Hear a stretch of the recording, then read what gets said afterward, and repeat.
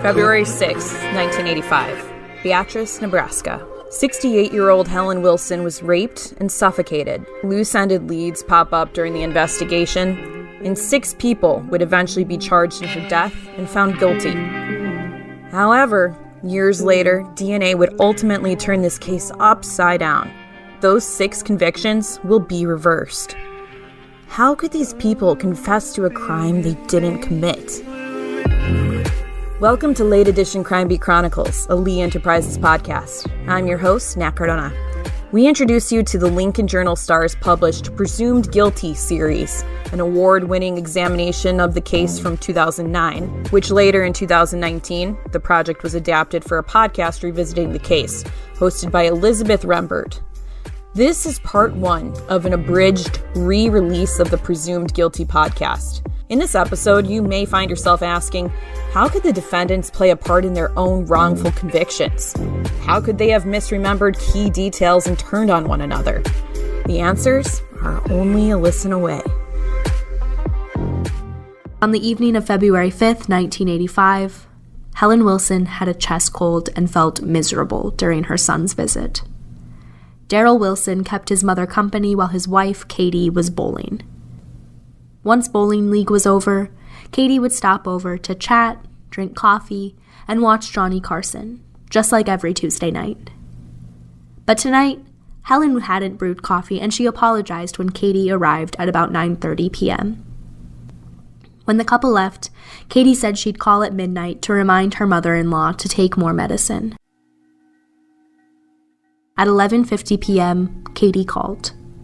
No answer. She tried again at midnight and again 15 minutes later.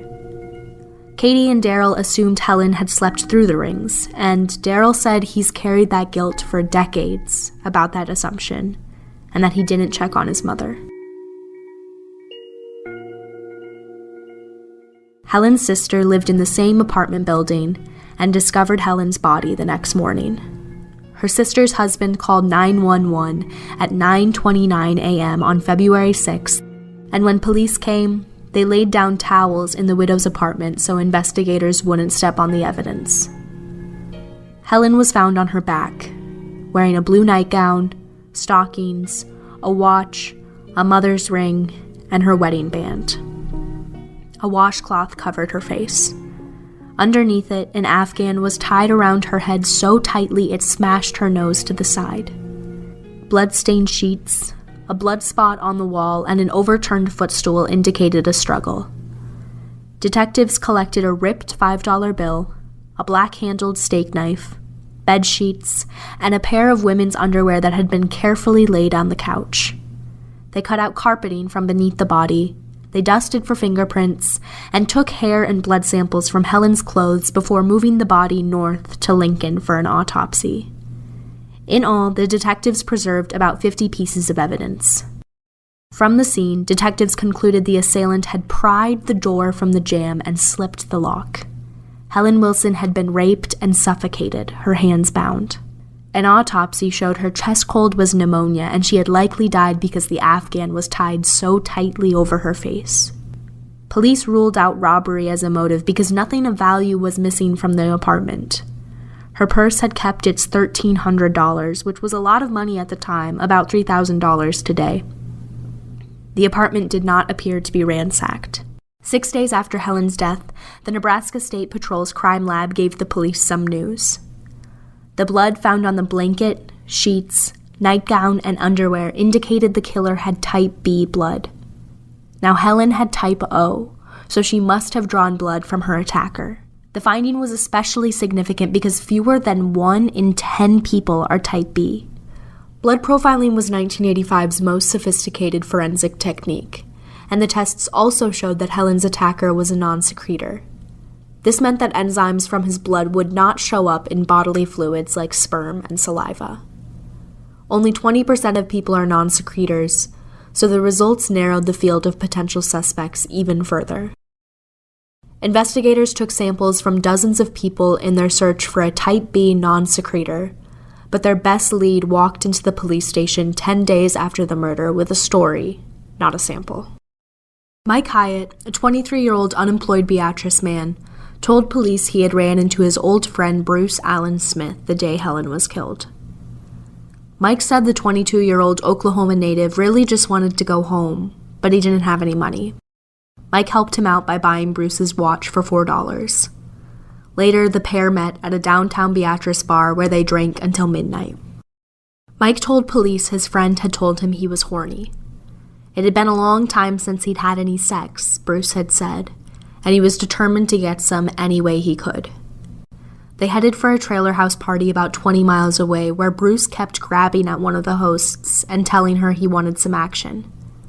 Eventually, he got kicked out of the party, and on the way back to Beatrice, he told Mike he'd get even with everyone at the trailer.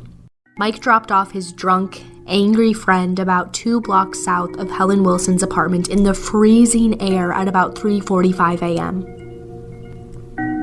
Bruce headed north. The police jumped on the lead.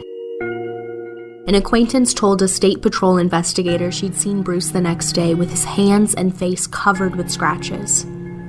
He'd said he'd fought with Mike the night before, but Mike said there was no fight when the investigator checked back with him. Then police talked to a woman whose wallet was stolen from the trailer house party. They found it, minus $60, in an alley near Helen's building. Next, they heard that a man matching Bruce Smith's description had boarded a bus bound for Wichita, Kansas 3 days after Helen's body was found. He'd really wanted a bus to Oklahoma City, but a ticket agent remembered that he hadn't had enough money. When police visited Bruce's half-brother, his wife said Bruce had knocked on the door of their Beatrice home at about 6:30 a.m. on February 6th, the morning after Helen Wilson had been murdered. Bruce scared her and she didn't trust him, so she didn't let him in. But when he returned a couple of hours later, she let him into sleep. He told her his nose hurt because he'd been hit with a cue stick and he'd been in a fight the night before. Police also found a convenience store clerk who identified Bruce as the guy who'd stolen a bag of potato chips early the morning Helen's body was found. The clerk remembered blood on Bruce's clothing. On March 5th, 1985, a month after Helen's murder, the patrol investigator asked for a court order to get blood, hair, saliva, and prints from Bruce. He and a Beatrice cop headed south to Oklahoma, where they learned Bruce was also a suspect in a 1981 rape there. And in 1984, Oklahoma City police had investigated a homicide that matched some of the characteristics of Helen's murder. Bruce may have been in the area where the rape and homicide occurred, the Oklahoma police said. The Beatrice investigators finally tracked Bruce down on March 7th. Joyce Gilchrist, an Oklahoma City police forensic chemist, tested his blood and delivered the results. He was type B. But he was a secretor, not what they were looking for. Years later, Joyce Gilchrist would be discredited and dismissed for accusations of falsifying evidence in murder cases. Within 3 weeks, Beatrice authorities had worked door to door in a 49-block area around Helen's apartment. They visited schools to study attendance records and compile a list of kids who were absent on February 6th. Within 12 weeks, they'd interviewed 318 people. The investigation had moved on from Bruce Allen Smith as a promising lead, and it grew cold until it was picked up by Bert Searcy, a hog farmer turned investigator. Bert had a background in law enforcement with the Beatrice Police Department, but he left that role to raise hogs. On February 6, 1985, he had tuned in to watch the midday commodity reports and instead saw the news of Helen's murder. As he ate his lunch and thought about the crime, the 37-year-old felt a pull back to his roots in law enforcement. Bert told the Wilson family he was a private detective and received their permission to investigate her death. He contacted his connections in the Beatrice party scene as his first step. He let it be known he wanted information about Helen's murder, and on April 7th, he spoke to a 17-year-old girl who said she had a story. In a report that he wrote nearly 4 years later, in 1989, he describes what confidential informant number 1 told him in April 1985. The girl had been standing outside of school at 7:30 a.m. on February 6th. She had noticed police cars across the street by Helen's apartment building when an acquaintance approached her and said she had killed an old lady inside that apartment. The girl didn't believe her, but the acquaintance offered even more information as proof. The victim would be found in the living room, on her back, with her hands bound and her face covered by an afghan. The 17-year-old girl said the acquaintance who had bragged about the crime was Joanne Taylor. Joanne was a 21-year-old North Carolina native who'd moved to Beatrice to be with her daughter. She'd shown her violent side in the Beatrice party scene, even one time attempting to break this 17-year-old girl's arm in a car door. And no, Bert wrote in his report, the girl said Joanne didn't do it alone. She had mentioned another name, Lobo. The 17-year-old girl's testimony was the first push on the line of dominoes that would fall to become the case against the Beatrice Six. Her story created the groundwork for Bert Searcy's investigation and allowed him to pull in one suspect after another until all were convinced the group had committed the crime in apartment 4. We need to take a quick break, so don't go too far.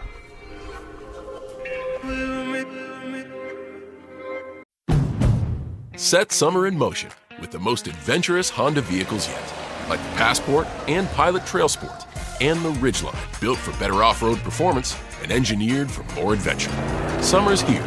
For a limited time, well-qualified buyers can get a 3.9% APR on a 2023 Honda Pilot, a 2.9% APR on a 2023 Passport, and a 0.9% APR on a 2023 Ridgeline. Buy online, reserve from select dealers, or visit your local Honda dealer today. See dealer for financing details. Joseph White was known as Lobo in the 1980s, but his journey to Beatrice started when he was still known as just Joe. He was born the second of 6 children in Alabama to a father who worked as a maintenance man and a mother who assembled telephones. He had a stable upbringing. He graduated from high school in 1981 and joined the Army to see what was outside of Alabama. He served in South Korea for 2 years with the Army, but his love of bourbon and cokes got him discharged after he failed alcohol rehab in 1984. Then, he was 21 with no obligations. His thumb got him from Texas to Hollywood Boulevard. There, the 6'4" Alabaman worked at a studio that made low-budget gay movies and magazines. He spent 2 months posing for photos and acting as a nude wrestler. He went by Lone Wolf Bronson as a wrestler, which simply became Lobo. He worked the streets when his studio job dried up, and there he met Ada Joanne Taylor and her boyfriend. Soon they were all a group, living in cheap motels and surviving on what they could hustle. Joanne was from North Carolina, and she and Joe bonded over their southern roots. One day, Joanne mentioned Nebraska, where she had a daughter she wanted to go see. In late 1984, Joe came with Joanne to Beatrice. He would return to Alabama in March 1985, but not before falling into a loose community of young adults living on the edge in Beatrice. Joe spent his days at the R&S bar. He'd stay with a friend of Joanne's, Thomas Winslow. After Bert heard about Joanne and Lobo from the 17-year-old girl, Tom was his next stop. He knew Joanne and Joe had frequently stayed with the 18-year-old high school dropout, and Bert asked Tom what he knew. Tom said he was working at Marshall's truck stop the night of the murder, but when Bert checked the claim, his boss said Tom had called in sick that night. In Bert's eyes, that made Tom another suspect in the killing. But the case went cold, and that wasn't a surprise to Bert. He'd worked under the Beatrice police chief in the early 80s when he was still with the force, but he resigned in 1982 and left a note saying that the department was poorly run. 5 years after Bert left the police department, and with a new energy from investigating Helen Wilson's murder, he was hired by a newly elected sheriff as a deputy. His new badge gave him more authority and time to heat up the cold case and follow the leads he'd developed as a private investigator, the chief said. By 1988, with Bert officially on the case as a deputy and investigator, 3 years had passed without an arrest in the Helen Wilson murder and rape case. Then, Tom Winslow committed a crime that made waves to revitalize the investigation. Tom needed money, so he and Cliff Sheldon, a friend of his who used to live in Beatrice, came up with a plan to rob men in Lincoln parks at night. They found a target in a motel clerk, and they arranged for a visit during one of the clerk's night shifts. Cliff beat the clerk with a tire iron, but the two failed to pry open the cash register and fled without a dime. They left the 51-year-old man bleeding on the floor. In custody, Cliff immediately offered information about the Wilson case. "Look at Lobo and Joanne Taylor," he said. On January 15, 1989, Bert would return to confidential informant number 1, who had first set him on the trail of Joanne and Joe White almost 4 years earlier. He convinced her to give a videotaped statement where she identifies herself as Lisa Brown. In the video, Lisa repeated her original story. Joanne had admitted to the murder while they stood near Helen's apartment at 7:30 a.m. the morning the widow's body was found. But she offered new details this time. Now, Joanne had shown off scratches as proof that she'd attacked the woman. And Lisa said that she'd frequently seen Lobo perform a trick where he ripped money in half. So maybe he'd been behind the torn $5 bill that was found in the apartment? In the new video, Lisa also said she'd been near the murder scene the night of the crime. She said she'd watched Joanne and Lobo get out of a car in Helen's apartment building parking lot at 10:18 p.m. on February 5th, 1985. She knew the time from a bank clock across the alley, and that time matched the time of death cited by a pathologist. Lisa said Tom Winslow had been there too, with his girlfriend. 4 years later, she even knew the color and style of each person's coats. She talked about the car too. It was a 1972 green Oldsmobile with a brown top. That was the year, model, and style of Tom Winslow's car. Bert visited Tom in jail for the motel arrest on February 13, 1989. Tom said he'd loaned his car to Lobo and Joanne on February 5, 1985, and he heard them talking about a crime the next morning at his apartment. Bert had also been working on a second confidential informant, Charlotte Bishop of Lincoln, who gave a videotaped statement on February 25th. Charlotte said she often shared her Beatrice apartment with Joanne, and on the day the widow's body was found, Joanne returned to the apartment and told Charlotte she and Joe may have been involved in the killing. Bert was armed with the statements from Lisa, Charlotte, and Tom as he began preparing arrest warrants for Joanne and Joe, along with Gage County Attorney Richard Smith. In March, Bert and Richard visited Tom again in jail for a videotaped interrogation. At first, Tom told the same story, but then Bert prodded him further. Okay, I have a little feeling that maybe you know a little more yet than you're telling me. Am I right or wrong? You want to shut it off a minute? Then the camera shuts off. When the taping resumes an hour later, Tom's changed his story.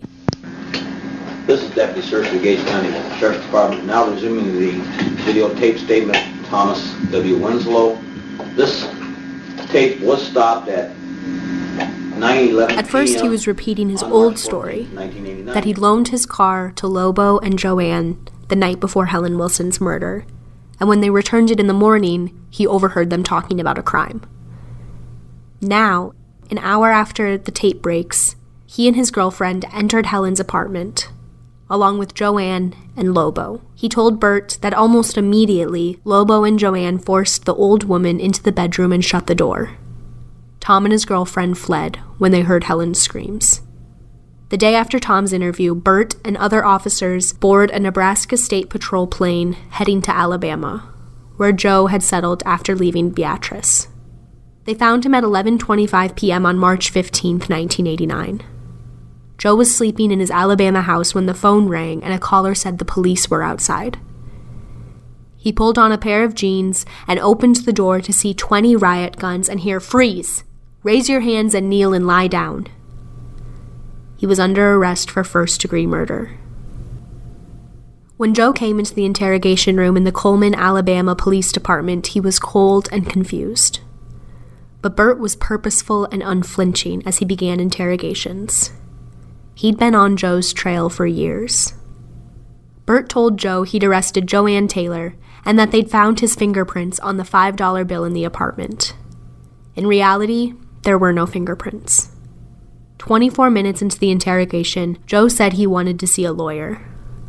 But the questions continued, which violated his right under the 1981 Supreme Court decision that allowed suspects to stop answering questions until they could talk to an attorney. The questions soon stopped, but not before Joe agreed to give blood, saliva, and hair samples. The investigators stayed south to arrest Joanne Taylor, who'd introduced Joseph to Beatrice in 1984 before moving back to North Carolina in 1985. Joanne was confused too, but unlike Joe, she talked through her confusion.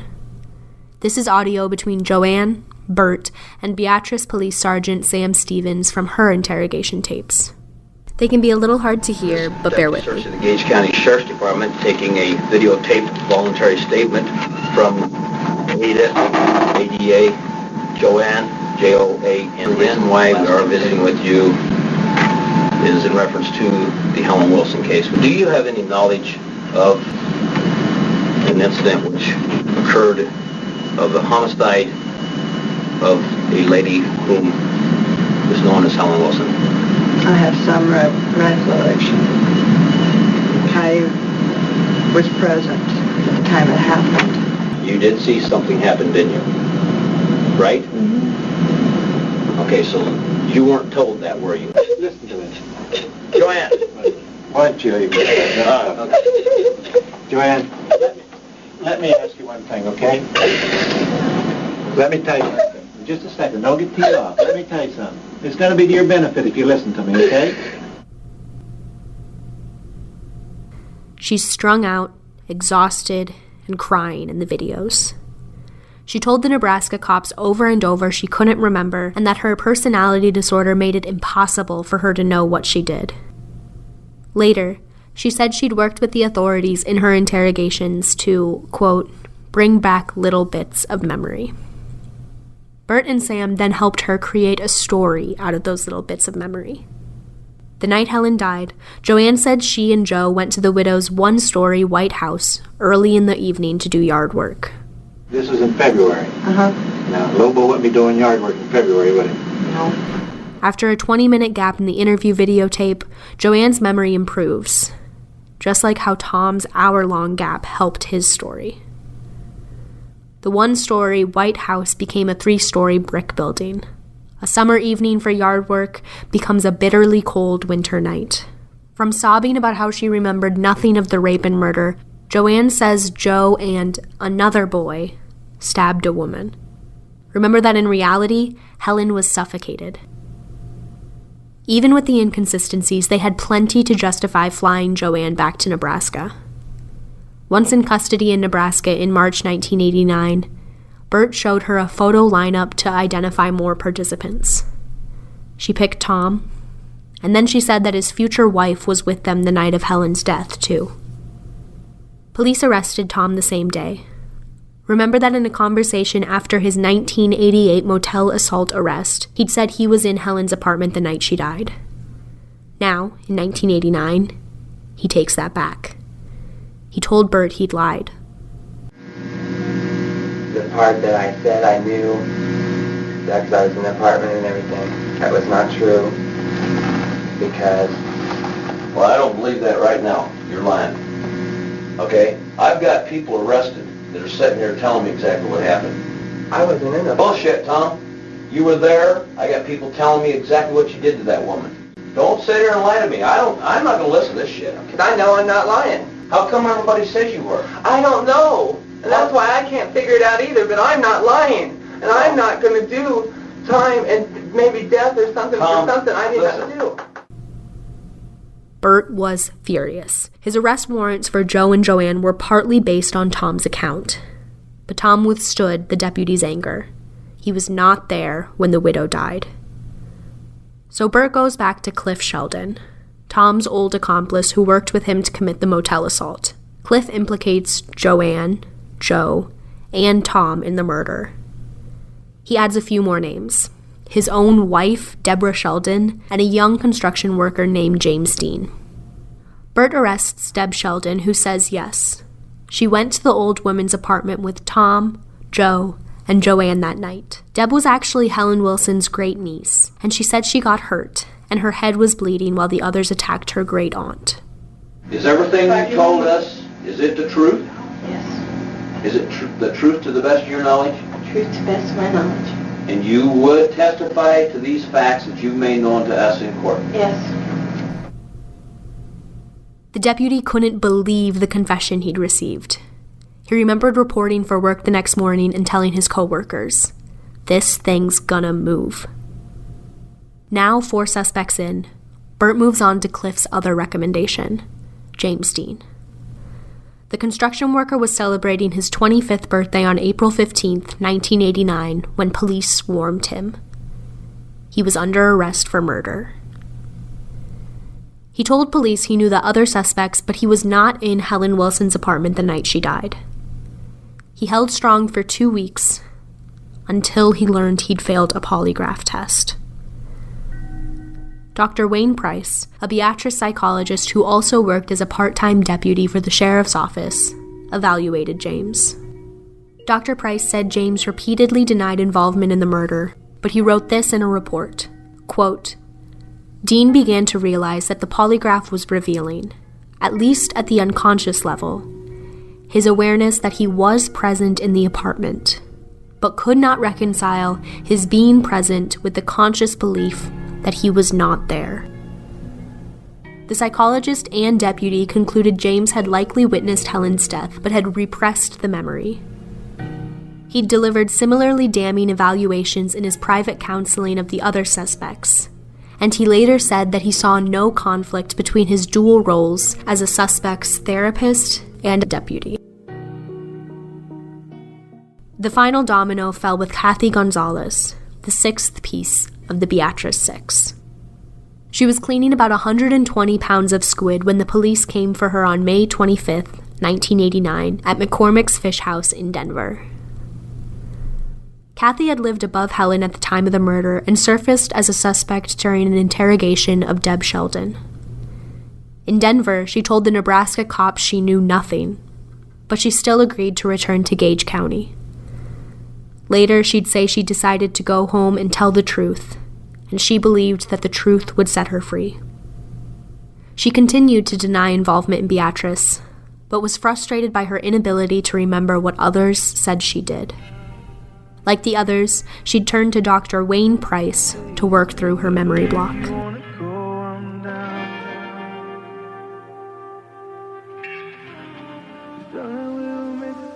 In part 2, you'll learn how things played out in the courtroom, and you'll see how each coerced eyewitness testimony gave ground to a case with almost no physical evidence. That's it for now. Thanks for listening, and come back soon.